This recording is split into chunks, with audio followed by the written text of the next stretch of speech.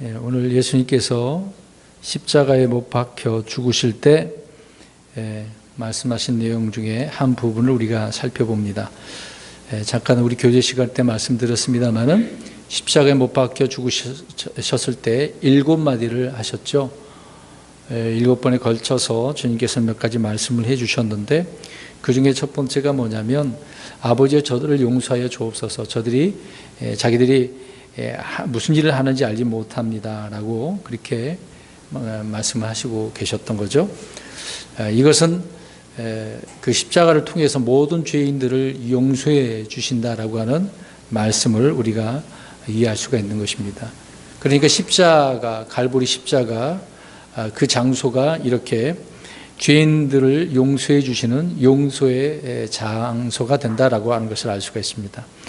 두 번째로는 누가복음 23장 43절에 아까 첫 번째는 34절이고요. 43절에는 오늘 내가 나와 함께 낙원에 있으리라. 누구에게 하신 말씀입니까? 한평 강도, 이제 강도가 둘이 있었는데 한평 강도에게 그렇게 말씀하셨습니다. 왜 그러냐면 그 강도가 처음에는 욕했죠. 저주하고 그런 식으로 얘기하다가 나중에 마음이 바뀌었나 봐요. 주님을 믿게 되어서 주여라고 고백을 하게 되지 않습니까? 그럴 때 주님께서 그에게 약속으로 내가 나와 함께 낙원에 있으리라. 이 낙원은 우리가 알다시피 예수님께서 하늘로 올라가기 전에는 땅이 있었습니다. 그런데 지금의 낙원은 하늘에 올라가져 있는 거죠. 그 말씀은 이제 사도 바울이 말씀을 또 해주셨던 부분이 있는데요. 아무튼 낙원에 예수님께서 땅에 가실 때 같이 있게 된다는 것을 말씀하고 있습니다. 그러니까 이렇게 십자가는 누구든지 구원할 능력이 있다라고 하는 것을 알 수 있죠. 우리가 좀 전에 찬송 불렀지 않습니까? 십자가에 능력이 있다고. 그런 능력이 바로 이 사람에게도 그 당시에 되었다라고 하는 것을 알 수가 있습니다. 근데 이 한평 강도는 보세요. 평생을 어떻게 살았어요? 강도로.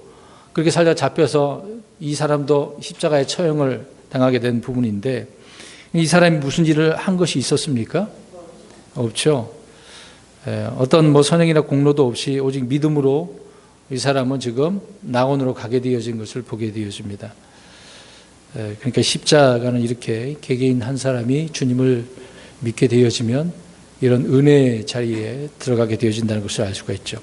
세 번째로 하시는 말씀은 요한복음 19장 26절에 나와 있는데 여자여, 오늘 이제 말씀이 나오죠. 본문에 여자여 당신의 아들을 보소서. 이 부분 이제 뒤에 가서 우리 이제 계속 살펴보겠습니다.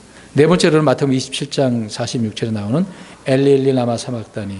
아시죠? 이 말들은 다 이제 무슨 뜻인지 알 겁니다. 나의 하나님 어찌하여 나를 버리셨느냐고 이렇게 고백을 한 거죠. 다섯 번째는 요한복음 19장 28절에 이제 뒤에 우리가 또 나중에 다음 주에 살펴보겠습니다만은 내가 목마르다. 주님도 사람의 모습으로 오셨기 때문에 사람이셨기 때문에 이렇게 목이 마르신 것을 보죠. 그리고 19장 30절에는 다 이루었다라고 하고 계시고 누가복음 23장 46절에 보면 내 영을 아버지 손에 맡깁니다라고 이야기하죠. 자, 이렇게 7마디를 해놨는데 순서적으로 좀 말씀드렸습니다만은 성경 여기저기에 지금 다르게 기록한 부분이니까 안 되어져 있는 부분도 있는데 이런 식으로 되어져 있습니다. 그러니까 첫 번째는 용서하시는 거고 두 번째로는 이제 한평 강도지만 구원에 대한 말씀이죠. 그리고 세 번째로는 여자의 당신의 아들을 보소서 애정에 대한 부분입니다. 인간의 그 애정이 말씀하고 있는 거고 그다음 네 번째는 엘리 라마 사막다니는 고뇌의 말씀이죠. 얼마나 고통스러웠으면 그런 말씀을 그 당시에 고백했겠습니까? 그리고 다섯 번째는 고통을 당하시는 내가 목마르다. 얼마나 고통을 당하셔서 이제 목이 말랐는지를 알 수가 있습니다. 그리고 여섯 번째는 내가 다 이루었다라고 하셨을 때 최종적으로 주님의 승리의 모습을 우리가 볼 수가 있는 거고요. 마지막 일곱 번째는 내 영을 아버지 손에 맡긴다고 그랬는데 이제 모든 것이 다 만족됐으니까 만족의 말씀으로 설명하고 있습니다. 근데 그 중에 오늘 제가 요한복음 19장을 좀 언급했던 부분 이제 세 마디가 기록되어 있습니다. 그 중에 이제 첫 번째 우리가 살펴보고 있는 거죠.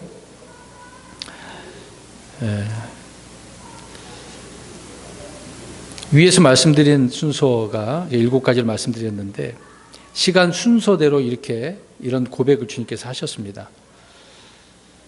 근데 다시 한번 말씀드리면 첫 번째는 아까 용서, 죄사함 문제고요. 두 번째는 회개한 사람, 구원받은 내용을 설명하고 있고, 세 번째는 주님이 입을 열어서 하신 말씀인데 친히 모친 마리아에게 하시는 말씀이 되겠죠. 근데 이것은 지극히 개인적인 부분입니다. 이제 그런 거라 할지라도 주님께서 그냥 하시는 말씀이 없다 그 얘기입니다. 우리가 7마디를 하셨는데 그냥 지나가시면서 이런 말씀 하셨을 거다라고 생각을 하지만 그 한마디 한마디가 다 의미 있는 말씀이었다는 것을 알 수가 있습니다. 그런 가운데 이제 제자 요한에게 입을 열어서 무엇인가를 말씀하고 있는 그런 내용도 우리가 포함되어 있는 것이죠.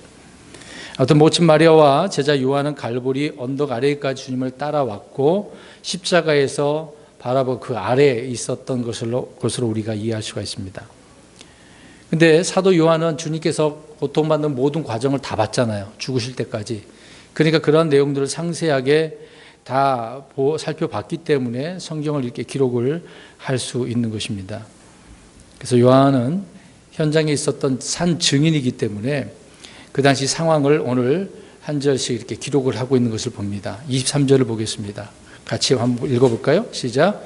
그때 군사들이 예수님을 십자가에 못 박고 그분의 옷들을 취해 네 몫으로 나누어 각 군사가 한 몫씩 차지하며 그분의 겉옷도 취하였는데 이제 이 겉옷은 이음새 없이 위에서부터 통째로 짠 것이더라. 예. 주님의 겉옷과 속옷이 있는데 군사들이 어떻게 하고 있습니까? 예, 나누어 가지려고 이렇게 제비를 뽑는 것을 이제 보게 되어집니다. 예. 사람들은 주님의 옷을 이렇게 가지고 나누려고 하는 그 당시에 사회 간섭이 있었다고 합니다. 왜 그러냐면 이런 사형수의 옷을 가지고 있으면 집안에 어떤 재앙이 없을 수도 있다라고 해가지고 그런 어떤 미신적인 마음을 가지고 이것을 제비 뽑아서 취하려고 했다고 하는 것입니다. 특히 로마에 이제 그런 부분이 신화가 있었기 때문에요. 그런 것이 있었겠죠.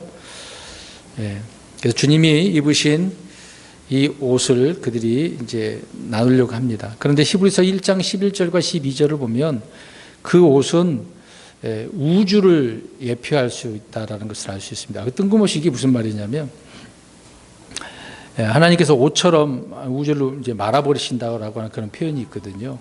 그러니까 이 옷이 얼마나 그 당시에 중요했다는 것을 설명해 주고 있는 것입니다. 별거 아닌 게 아니라 그들 입장에서는 뭔가 의미 있는 것처럼 보였다는 그 얘기죠. 그래서 아무튼 예수님의 그 옷을 군사가 서로 나눠서 가지려고 했다라고 하는 그 장면을 23절에 말씀을 하고 있습니다.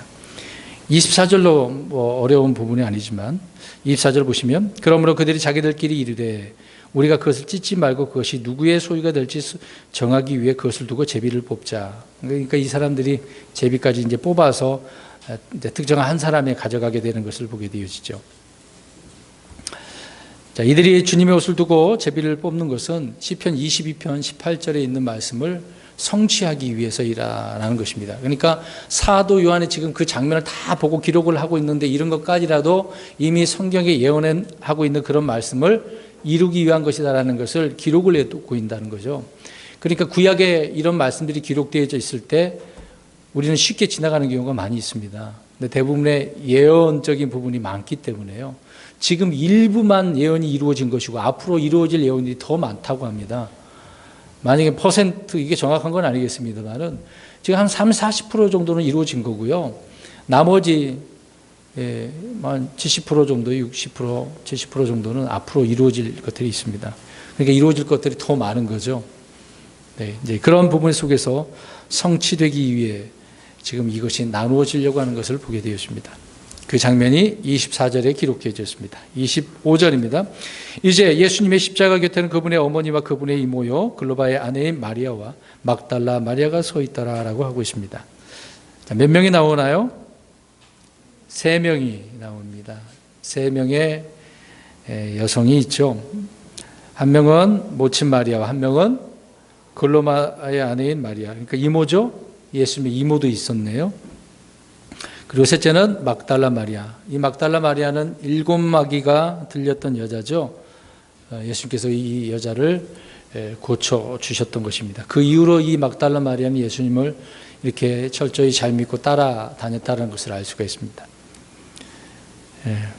근데 이 여인은 주님의 몸이 무덤에 없다는 것을 처음 한 여인 아닙니까? 막달라 마리아가요. 그래서 부활하신 그 예수님을 처음 보았고 증언했던 여자도 이 여인인데 지금 어디에 또 있어요? 십자가의 아래에 이 여인이 또 같이 있습니다.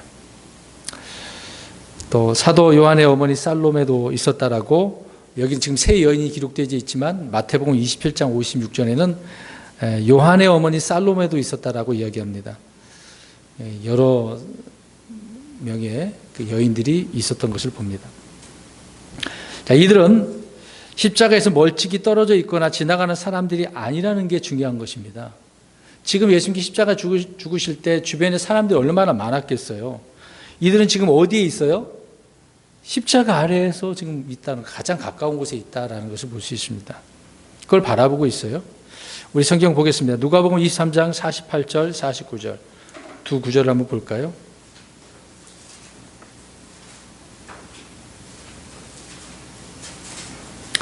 가까이 보고 있는 사람도 있고 떨어져서 있는 그런 분들도 있습니다. 누가복음 23장 48절 49절 시작. 그것을 구경하러 함께 모인 모든 사람들도 일어난 그 일들을 보고는 가슴을 치며 돌아갔고 그분을 아는 모든 자들과 갈릴리에서부터 그분을 따라온 여자들도 멀리 서서 이 일들을 보더라. 지금 이 세 여인 말고도 또 아까 이제 사도 요한의 살로메도 있었고 그 외 많은 사람들이 있었는데 어때요? 가슴을 치며 돌아가는 사람도 있고 또 멀리서 온 여자들도 있었네요. 갈릴리에서부터 이 여자들은 멀리서 주님을 바라보고 있습니다. 자, 동일한 십자가인데요. 십자가는 이미 이제 뭐 세 개가 있지만 그 중에 이제 예수님이 하나인데 이 십자가의 그리스도를 바라보면서도 사람들은 그 수만큼이나 다양한 생각을 가지고 있어요. 그 장면이 금방 읽은 구절에서 말씀하고 있죠. 자, 어떤 사람은 구경하러 왔어요. 아, 저 사람 뭐 때문에 저렇게 죽은 거야? 왜 죽은 거야? 뭐 잘못했나 보지? 흉악한 죄를 지었나 보지? 그런 생각 온 사람, 구경하는 사람이 있고요. 그리고 그것을 바라보면서 정말 가슴을 치는 사람이 있었네요. 왜 가슴 쳤을 거라고 생각합니까? 잘 보세요. 왜 가슴 쳤어요? 그리고 돌아갔다고 그랬어요. 그들은 예수님을 누구라고 지금 알고 있었습니까? 아니. 예수님이 유대인들은 누구를 기다리고 있었던 거예요? 메시아. 메시아로 생각을 했는데 그 메시아가 지금 어떻게 해버렸어요? 끝났네? 그렇게 하고 이제 어떻게 하는 거예요? 아휴, 메시아인 줄 알았는데 아닌가 보다. 돌아간 거죠. 이런 부류의 사람도 있었다는 겁니다. 열심히 주님을 따라다니면서 막 오병이어 기적도 본 사람들인데 죽은 자가 막 살아나는 것도 본 사람들인데 이제 메시아가 끝났네, 죽어버렸네, 아유 메시아 아닌가 보다. 그렇게 하고 이제 떠나갔다는 얘기죠. 또 어떤 여자들은 멀리 서서, 어떤 사람들은 멀리 서서 바라보고 있었다는 것입니다. 그러니까 세상이 이렇게 십자가를 대하는 그런 모습들을 한번 보세요. 각양각색입니다.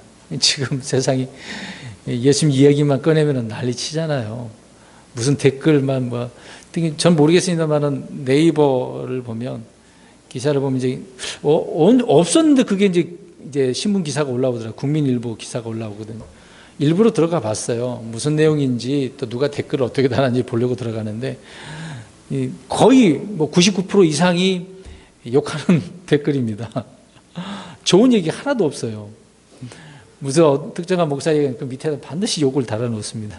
저는 개독교회 목사가 이것 때문에 또 망쳐놓고 있다고. 좋은 것도 안 좋게 바라보는 시각이 이제 그런 부분이 많이 있습니다.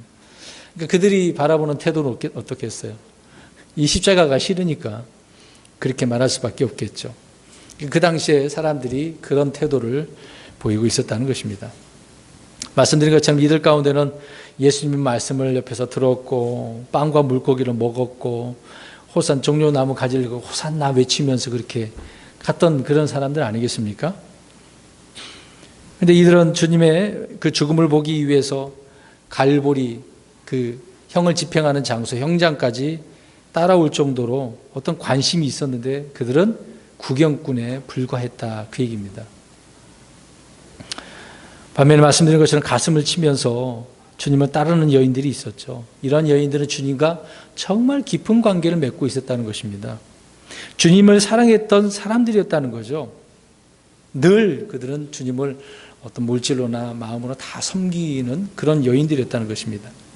근데 이제 모든 사람들 가슴을 치고 이제 떠나버렸어. 이제 누구만 남은 거예요. 물론 군사도 몇 명하고 또 금방 여기 지금 여인들만 있는 거예요. 그리고 또 한 사람 누구예요? 요한이 있는 거예요. 거기에 서 있네요. 이들은 주님이 말씀할 수 있는, 힘드니까 큰 소리 못 할 거 아니에요. 그 옆에서 그 소리까지 다 쉽게 알아들을 수 있을 정도로 가까이 있었다는 것을 볼 수가 있습니다. 그러니까 가까이에서 그렇게 친밀하게 주님을 가까이 하고 들을 수 있을 정도였다고 한다면 얼마나 주님을 사랑했으면 그렇겠어요? 자, 모두가 그렇게 떠나는 상황인데도 불구하고, 그럼 한번 생각해 보세요. 우리 성도 여러분, 주님께서 내 기도 응답을 안 들어주셨어. 그럼 어떻게 하실 거예요? 아유, 주님은 능력이 없으신가 보네. 믿음 생활 안 하실 겁니까?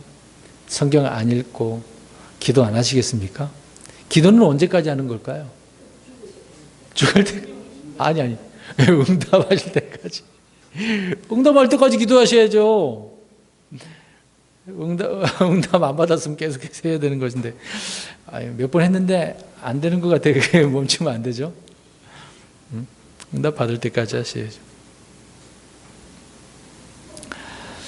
자, 아무튼 25절 말씀에 세 여인과 또 사도 요한이 서 있는 것을 보게 되어집니다. 그래서 26절에 그러므로 예수님께서 자기 어머니와 자기가 사랑하던 제자가 곁에 서 있는 것을 보시고 자기 어머니에게 이르시되 여자여 당신의 아들을 보소서 하시고, 예수님께서 이제 친히 이제 개인적인 그런 부분 속에서 말씀을 하는 것처럼 보이죠. 근데 한번 들어보시기 바랍니다. 주님은 십자가 아래에 있는 모친 마리아와 제자 요한이 서 있는 것을 보셨다고 이야기하죠. 주님은 자신을 사랑하는 이들을 보셨습니다. 이들은 주님이 가장 힘든 순간, 가장 어려운 순간에 어떻게 하고 있어요? 곁에 함께하고 있는 것을 봅니다. 주님께서 기적을 행하시고 능력을 베푸실 때가 아니라 지금 수치와 모욕을 당하는, 저주를 당하는, 그런 죽음을 당하는 그런 순간에 이들은 함께하고 있다는 거예요. 근데 이미 알다시피 제자들은 어떤 상태예요? 사도 요한 빼고 다 뿔뿔이 터졌어요. 다른 사람들 가슴 치고 이제 떠나가 버린 것처럼, 이제 뭐 볼일 다 봤구나, 더 이상 뭘 할 수가 없구나, 높은 자리에 올라가려면 다 글렀어 뭐 이런 식으로요. 그러나 지금 이 두 사람 언급하고 있는데 그 중에 이 어머니가 함께하는 것을 보게 되었습니다. 여러분, 진정한 사랑이 여기에 담겨져 있지 않습니까? 그리스도의 고난에 동참하고자 기꺼이 따르고 함께 있는 것이 사랑 아닙니까? 옛날에는 사랑은 뭐다, love is, 그래갖고 얼마나 그래서 많이 했어요. 그래서 껌종이에다 막 그런 것도 있어가지고 막 그 검은 음반에다가 막 돌려 붙여갖고 그런 거 저도 만들어 봤는데, 그래서 막 보내보기도 하고 사랑이다 뭐다 표현하기도 하고 그런 부분도 있었지만, 진정한 사랑은 함께 있는 거죠. 주님의 십자가에 가장 가까이 있는 사람들에게만 주님께서 주시는 이 말씀을 보게 되어집니다. 주님은 자신을 사랑하는 자들을 향해서 지금 말씀을 하고 계시는 거죠. 성경의 한결같은 이런 증언의 말씀이 이런 부분입니다. 주님을 사랑하는 자들 주님은 사랑하신대요. 믿으십니까? 네. 잠언서 8장 17절에 말씀하고 있는데, 사랑하면 주님께서 사랑하신다. 아무튼 이들은 새벽 일찍에 이렇게 형장까지 함께 하고 있는 것을 보게 되어집니다. 그래서 주님께서 이 땅에 오신 목적과 그 성취를 직접 눈으로 목격하게 되어지는 거죠. 그냥 말로만 듣는 게 아니에요. 말로만 듣는 게 아닙니다. 눈으로 봅니다. 다른 사람은 보기 싫어서 떠나는데 그들은 끝까지 보고 있네요. 주님을 진정으로 사랑하는 이들은 이렇게 어떤 영광의 장소만, 거기에만 함께 하는 건 아니잖아요. 이런 고난의 장소도 고난의 때에 함께 하는 것입니다. 여러분, 이제 이 부분을 좀 생각해 보면서 우리 주변에 이제 가까운 친지들이나 친하게 지냈던 그런 분들이 있을 거 아니에요. 그런 분들 가운데 누가 이제 장례를 치른다고 생각해 보세요. 그분의 어떤 부모님이나 정말 가깝게 지냈는데 그럴 때 어떻습니까? 우리 흔히 이제 장례식 때는 어떻게 하고 옵니까? 뭐 조의금 내고 인사 나누고 식사하고 돌아오는 경우가 많잖아요. 물론 그것도 이제 위로가 되고 고맙죠. 근데 제가 이렇게 강조하는 것은 그런 정말 사랑하고 가까이 지냈던 분이라고 한다면 어떻게 하겠냐 이 말입니다. 밤새고 마지막 장지까지 그렇죠. 특히 가족들은 대부분 그러지 않습니까? 물론 이제 좀 뭐 한 단계 두 단계 떨어지면 뭐 그럴 수는 없겠습니다만은 정말 내가 사랑하는 사람이라고 한다면 그렇게 한다 그 얘기입니다. 그러니까 정말 사랑하는 사람은 고난의 장소에 고난의 때에 함께한다 그 얘기입니다. 26절에 계속해서 여자여 당신의 아들을 보소서라고 그랬습니다. 어떤 이들은 여기서 이제 여자여 그러니까 저도 이제 과거에 그러지 않았습니다. 뭐 여자여 어떻게 자기 어머니한테 여자여 그럴 수가 있어. 뭐 우습게 말을 하는 게 아닌가. 그렇게 표현한 분도 있는데 또 어떤 분들은 이거는 극존칭으로 하는 그런 말이다 라고 하는 분. 이 말을 많이 들어보셨을 거예요. 굉장히 높여주시는 말씀이라고. 근데 실질적으로는 그런 말이 아닙니다. 정말 죄를 지은 이런 아까 막달라 마리아 같은 그런 여자를 할지라도 그런 자들을 향해서 여자여 그렇게 예수님은 수가성 여자에도 여자여 그렇게 표현했거든요. 그러니까 누구나 다 그렇게 주님은 말씀을 하신 부분이라는 것을 알 수가 있습니다. 아무튼 십자가에서 세 번째로 주님의 말씀이 여자여라고 말씀을 하고 있네요. 특히 이제 모친인데도 불구하고 여자라고 표현하고 있습니다. 근데 한번 생각해 보세요. 왜 주님은 마리아를 향해서 여자여라고 이렇게 말씀하셨을까요? 이제 나타나고 그럴까요? 네. 마리아야말로 예수님의 모든 것을 다 알고 있는 것 아니겠습니까?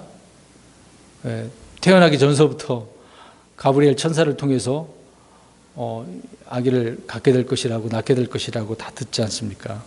수태 소식까지 다 들었던 사람이 마리아잖아요. 모든 것을 다 알고 있어요. 자기 남편보다도 더 많은 것을 알고 있는 여인이 이 마리아였던 거죠. 이미 예수님께서 세상에 구주라는 사실, 구원할 자는 사실 다 들었기 때문에 마리아는 그분이 누군가를 알고 있었다는 겁니다.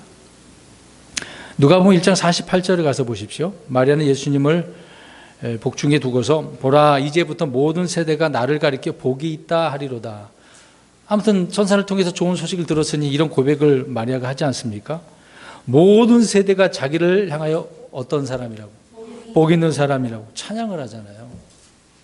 이런 것을 안 여인이 그 자리에서 주님을 바라보고 있고 여자여라고 하는 소리를 듣고 있네요. 하지만 마리아가 아이를 낳고 성전에 들어갈 때 이제 시므온이라고 하는 사람을 만나잖아요. 근데 시므온은 무슨 얘기를 해요? 아기를 보자마자 물론 메시아는 그는 기다리긴 했는데 뭔 예언을 또 합니까? 좋은 얘기 했나요? 아니에요. 시므온을 통해서 주님의 고난에 대한 이야기를 듣습니다. 그러니까 마리아는 영광의 아이로 오신 그 탄생한 아기도 보고 앞으로 고난에 대한 부분까지도 다 듣게 되어지죠. 누가복음 2장 34절에 나와 있습니다. 그런데 시므온이 하는 말이 비방을 받는 표적이 되기 위해 세워졌다라고 이야기합니다. 성령님을 통해서 잉태되고 자녀를 이렇게 낳고 하나님의 구원자로 이렇게 쓰임받고 한다고 했는데 어떻게 된다고요? 비방을 받는다고요? 어휴, 참 놀랍네요. 자, 마리아는 그렇게 정확하게 말씀들을 다 알고 믿고 또 십자가의 고난인 줄 100% 다 그렇게 알지 못했다 하더라도 지금 이 순간 십자가 아래에 서 있는 그 순간 모든 것이 다 기억에 남고도 남죠. 주님이 누구신가에 대해서 다 안다는 그 얘기입니다. 어느 누구보다도 마음에 고통이 컸을 때 주님은 여자애라고 부르심으로써 이제 때로는 아들로 자식으로만 생각하지 않고 하나님 아버지 아들로 또 구원자로 그 사실을 지금 자기 어머니에게 알고 있는 그런 내용의 말씀이라는 겁니다. 이 여자여라고 하는 것이요. 극종층의 말이 아니라 그 얘기입니다. 그것을 지금 당신이 이렇게 내가 태어나기 전부터 다 알고 있지 않았습니까? 이제 그런 사실들을 알게 해주신다는 이야기죠. 그러니까 언제까지나 지금 슬퍼하지 말란 이야기입니다. 그걸 마음에 두지 마십시오. 내가 지금 하나님의 일로, 내가 하나님으로 이 일을 감당하는 겁니다. 라고 말씀해주고 있는 표현이 된다. 그 얘기입니다. 주님의 십자가에서 고통 가운데 죽으시면서도 마리아에게 이런 진리의 지식을, 구원에 대한 말씀을 이 말씀 한마디를 통해서 해주고 있다는 것을 이해할 수가 있습니다. 그러니까 마리아는 이 순간에 주님의 죽으심이 이것이 기록된 말씀에 있는 거구나. 인류를 위해서 이게 십자가를 감당하는 것이구나. 그뿐만 아니라 마리아 자신과 같은 죄인을 구원해 주기 위해서 이렇게 피를 흘리는 거구나. 알게 되어진다는 사실입니다. 여자여란 주님의 그 한마디 음성에는 비록 이 땅에 여인의 몸을 빌어 태어났지만 결코 마리아의 자식으로서 고난을 받는 것이 아니다라는 것을 말씀해 주고 있는 거죠. 공생을 시작하시면서 주님은 하나님의 아들로서 자기의 가족에 대해서 자세하게 말씀해 주고 있습니다. 비록 그렇게 태어났지만 그 어머니를 어떻게 대하는 줄 아십니까? 우리 성경 읽어보겠습니다. 마태복음 12장 46절에서 50절 잘 알고 있는 말씀이죠. 주님은 평소에 자기 어머니를 가족을 어떻게 대했는지 알 수가 있습니다. 마태복음 12장 46절부터 50절까지 길지만 읽겠습니다. 12장 46절 시작. 그분께서 아직 사람들에게 말씀하실 때에 보라 그분의 어머니와 그분의 형제들이 그분과 말하기를 밖에 서 있더라. 그때 한 사람이 그분께 이르되 보소서 선생님의 어머니와 선생님의 형제들이 선생님과 말하기를 바라며 밖에 서 있나이다. 그늘 그분께서 자기에게 말한 사람에게 응답하여 이르시되 누가 내 어머니냐 누가 내 형제들이냐 하시고 손을 내밀어 자기 제자들을 가리켜 말하시되 내 어머니와 내 형제들을 보라. 누구든지 하늘에 계신 내 아버지의 뜻을 행하는 자 곧 그가 내 형제요 자매요 어머니이니라 하시니라. 아멘. 그 부분에 정확하게 말씀하고 있죠. 어머니, 형제, 자매 육신적인 문제가 아닙니다. 지금요. 하늘에 계신 내 아버지의 뜻을 행하는 자, 그 사람만이 형제고 자매고 어머니다 그 얘기입니다. 그러니까 우리 믿음의 공동체 안에서 형제님, 자매님 그러잖아요. 주님의 뜻 안에서 우리가 자녀가 됐기 때문에 그렇게 부르는 거잖아요. 그래서 형제님, 자매님 함부로 부르는 게 아닙니다. 믿음의 공동체 안에 들어왔을 때 그 사람이 구원받는 사람이라고 한다면 그렇게 불러주는 거죠. 근데 구원도 안 받았는데 그렇게 부를 수 없다 그 얘기입니다.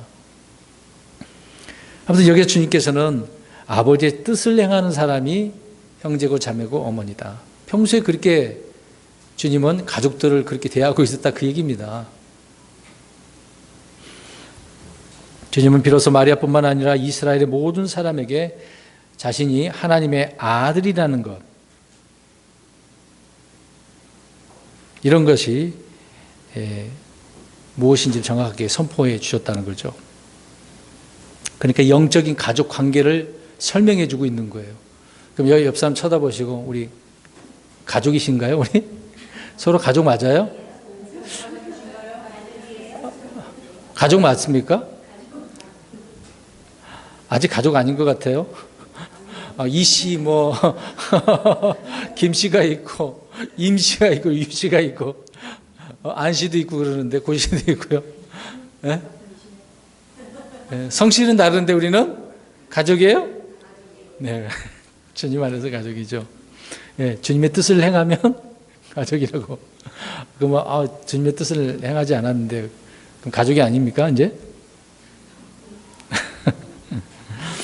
주님이 십자가에 못 박히신 채 자신을 십자가에 못 박았던 이들을 돌아보시고 함께 죽어가는 강도의 혼을 구원하시며 이제 십자가 밑에서 가슴 치며 울며 고통스러워하는 여인을 이렇게 바라보고 계신 거죠.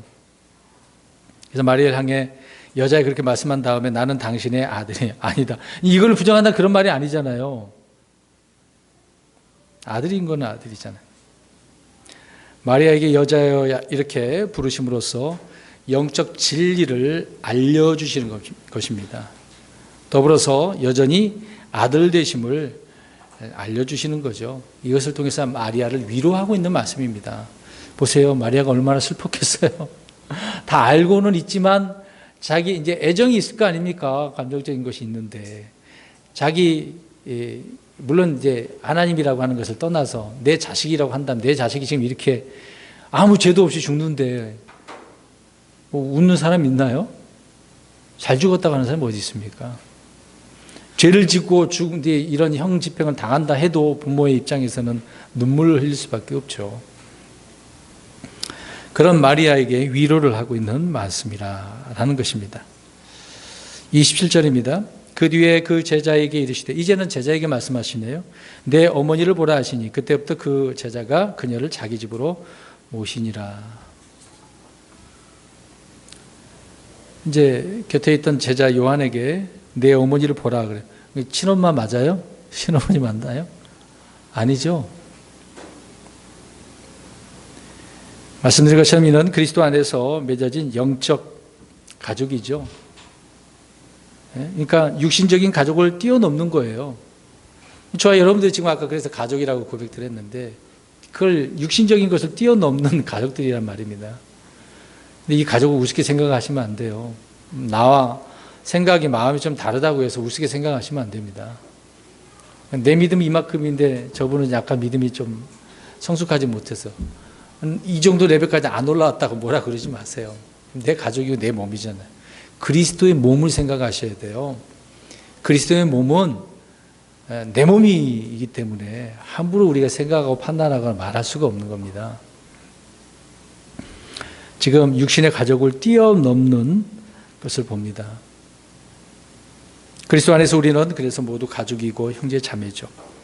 주님은 마리아와 요한을 이렇게 가족으로 묶어주시는 것을 보게 되었습니다. 뛰어넘는 영적 가족으로 묶어주시는 거죠.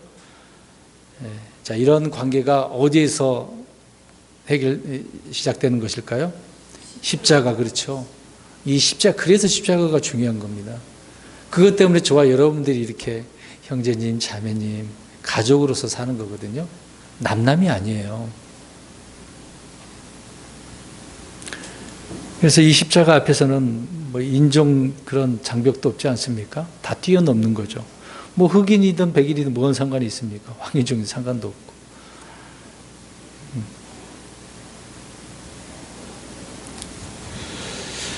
오직 한 피, 한 성령으로 우리가 이렇게 한 믿음으로 형제 자매가 되어진 것입니다.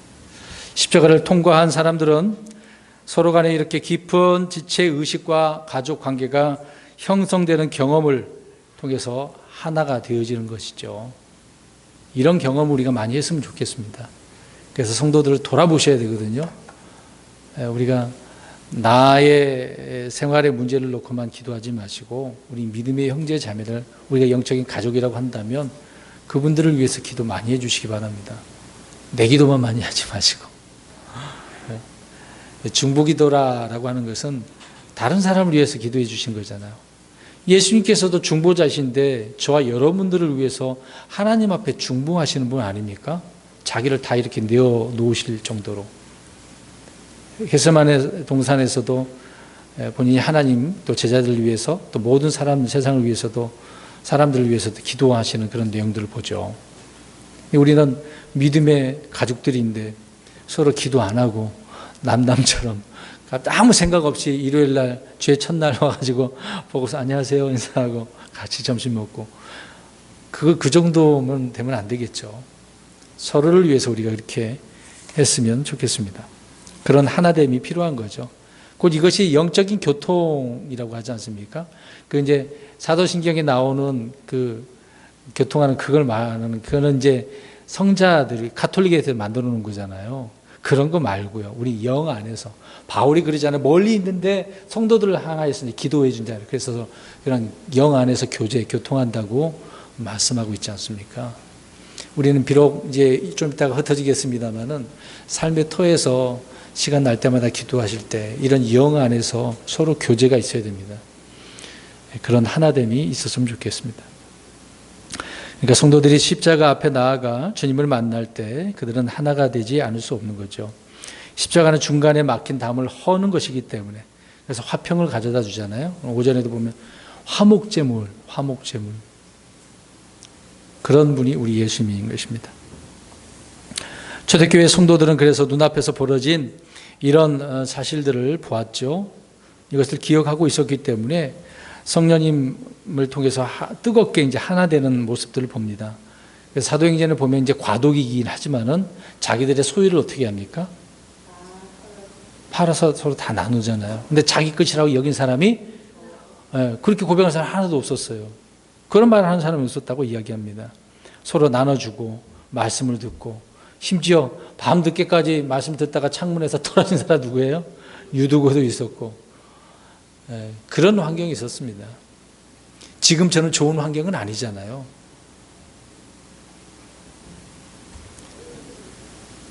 형제지간에도 뭐 재산 문제로 싸우는 문제는 없었죠.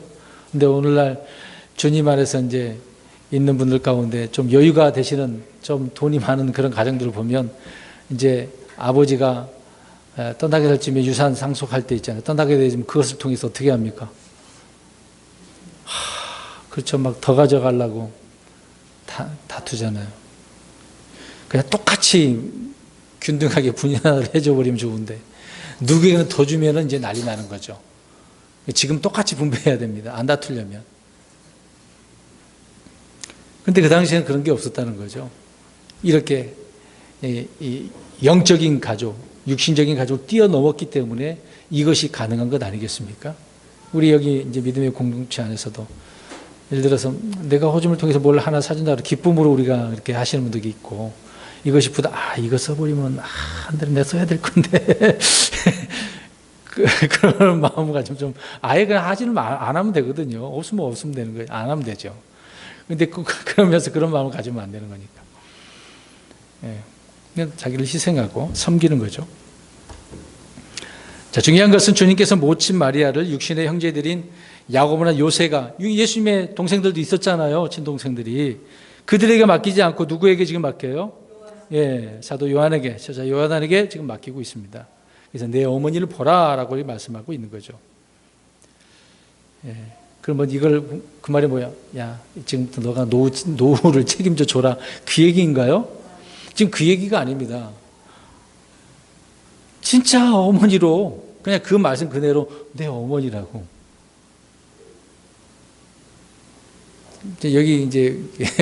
여기 제일 연세 드신 분이 우리 고선영 자매님이 계시네요.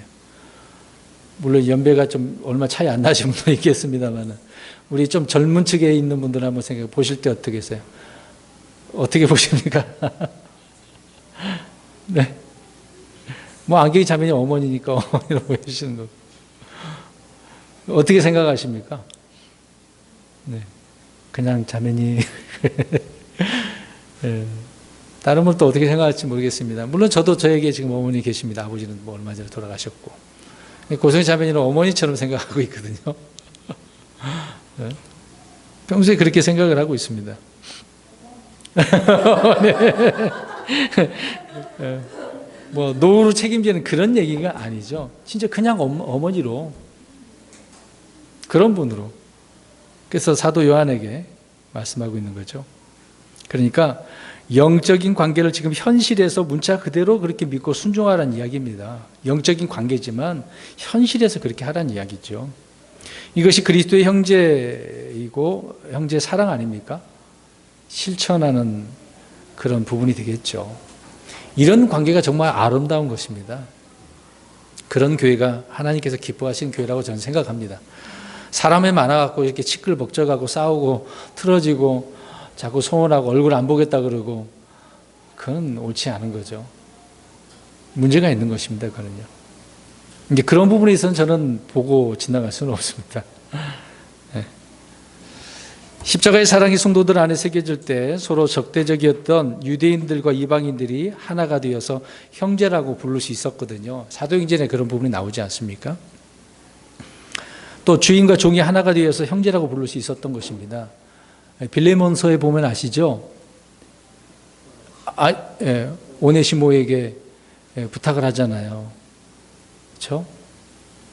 그 당시에는요, 종이라고 하는 노예 제도가 있었기 때문에 노예였는데 그가 믿어서 형제라고 하는데 갑자기 뜬금없이 내가 주인이었는데 어떻게 불러야 돼요, 이제? 이제 콧물이 나왔네, 웃다가. 아니, 어떻게 그럴 수 있냐고요. 그 당시에 사회를 한번 생각해 보세요. 내가 주인으로서 어떻게 주님을 믿고 있어. 느닷없이 이놈이 어디 가서 주님을 믿어갖고 형제라고 부르는데 그렇게 부르기가 어렵지 않습니까? 근데 형제가 된 거죠. 노예와 주인이 이제 서로 이렇게 깊은 관계가 되어지는 겁니다. 모든 그런 장벽이 허물어지는 것이 되는 거죠. 그래서 십자가는 바로 이렇게 믿는 자들의 관계를 이렇게 아름다운 가족 관계로 만들어준다는 겁니다. 오늘날 성도들이 분리되고 다투고 싸우는 것은 무엇이 문제일까요? 어떤 교리적인 지식 때문에요? 신학 때문에요? 그럴 수도 있어요. 성경의 해석이 문제가 있다고 치고받고 싸우는데, 킹제임스 진영 안에도 너무 말 많아요. 번역 문제가 많다고 막 치고받고 싸우고, 물론 고칠 건 고쳤으면 좋겠는데 안 고치니까 또 그것도 문제지만, 그렇다 쳐요. 근데 문제는 금방 강조하고 싶은 것은 뭐가 없어요. 그리스도의 십자가에 거기 지금 서 있어야 된다니까요. 근데 십자가는 잊어버린 것 같아.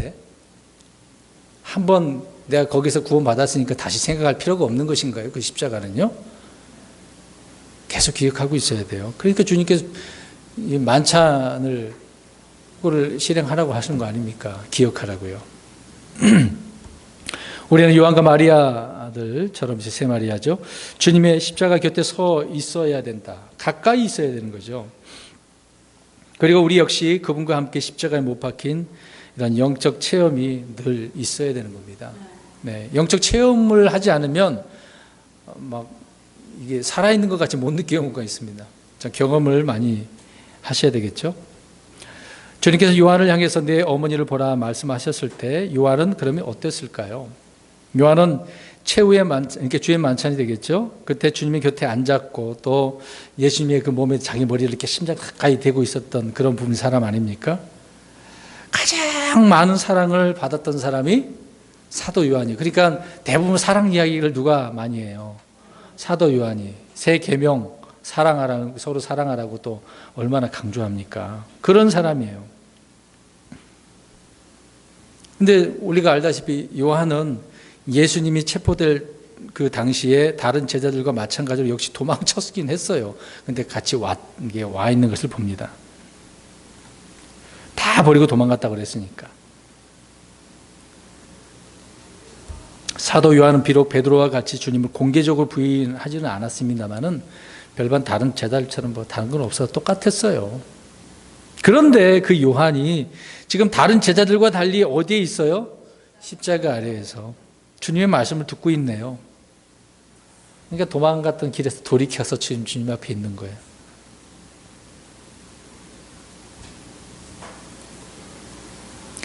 이런 제자에게 주님은 이런 부탁을 하고 있는 것을 보게 되어집니다.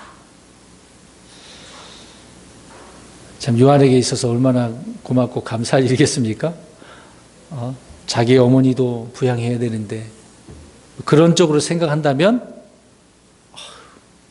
부담돼요. 예수님. 예수님 동생들 있잖아요. 그들에게 말씀하면 안 됩니까?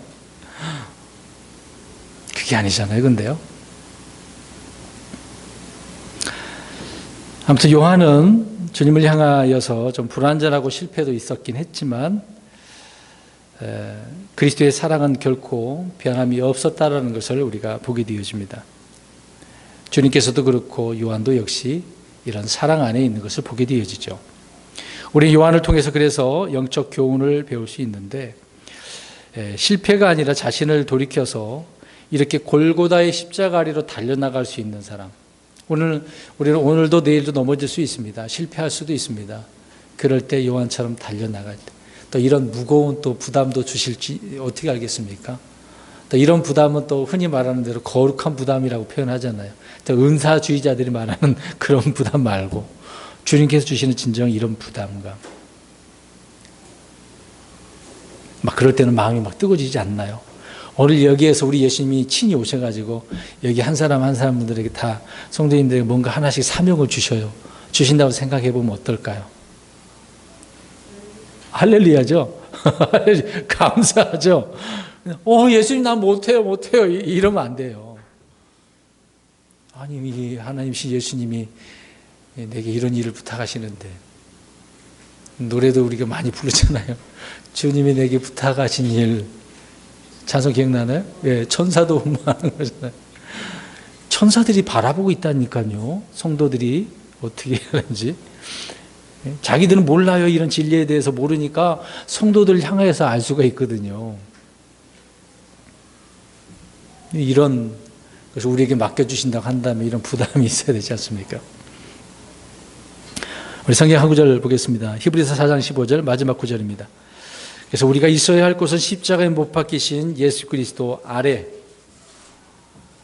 있다는 거죠. 4장 15절 시작.